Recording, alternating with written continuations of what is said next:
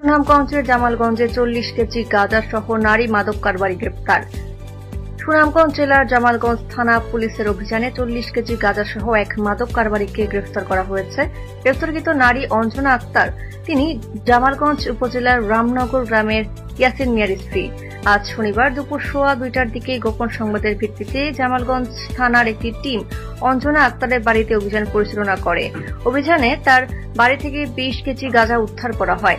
এরপর একই গ্রামের হাফিজুর রহমান নামে আরেক মাদক কারবারির বাড়িতে অভিযান চালিয়ে আরও 20 কেজি গাঁজা উদ্ধার করা হয়। এ সময় পুলিশের উপস্থিতি টের পেয়ে হাফিজুর রহমান পালিয়ে যায়।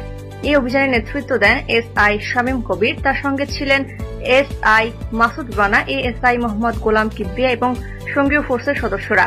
গ্রেফতারকৃত অঞ্জনা আক্তার এবং পলাতক হাফিজুর রহমানের বিরুদ্ধে জামালগঞ্জ থানায় মাদকদ্রব্য নিয়ন্ত্রণ আইনে মামলা রুজুর প্রক্রিয়া চলছে।